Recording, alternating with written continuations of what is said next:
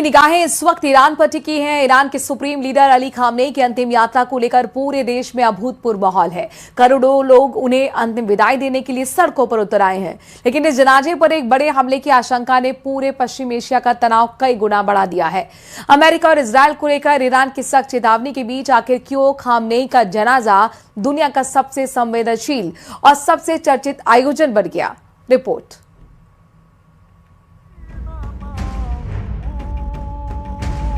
4 जुलाई से 9 जुलाई तक ईरान के सुप्रीम लीडर रहे अली खामनेई का जनाजा पूरी दुनिया में देखे जाने वाला सबसे बड़ा ग्लोबल इवेंट साबित होने जा रहा है।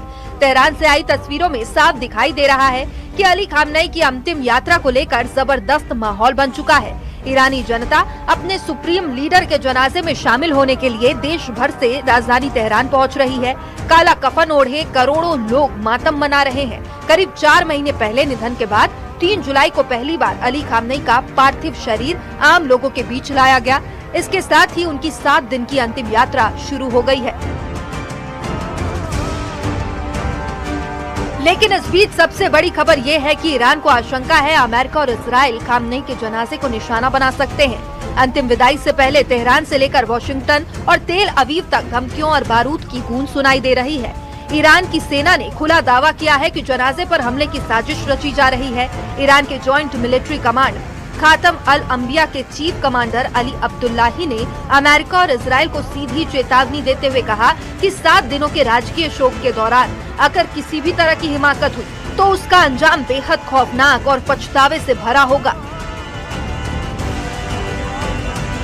तनाव इस कदर बढ़ चुका है कि ईरान के नए सुप्रीम लीडर मुस्तफा खामनेई ने सुरक्षा कारणों और इजराइल के कथित डेथ वारंट के डर से अपने पिता के जनाजे में शामिल नहीं होने का फैसला लिया है। हालात तब और ज्यादा बिगड़ गए जब इजराइल के रक्षा मंत्री इजराइल काट्ज के बयान ने तेहरान में हलचल मचा दी।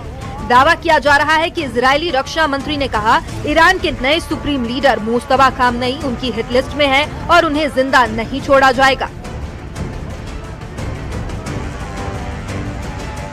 अयातुल्ला अली खामनेई को मौत के 4 महीने बाद आखिरकार कब्र नसीब होगी।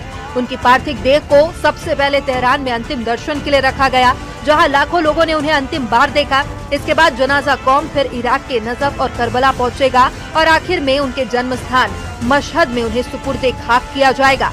इतने बड़े जमावड़े के बीच सुरक्षा एजेंसियों को डर है कि सीज फायर के बावजूद ईरान का कोई ड्रोन या कोई आत्मघाती प्रॉक्सी ग्रुप इन जनाजे को निशाना बना सकता है।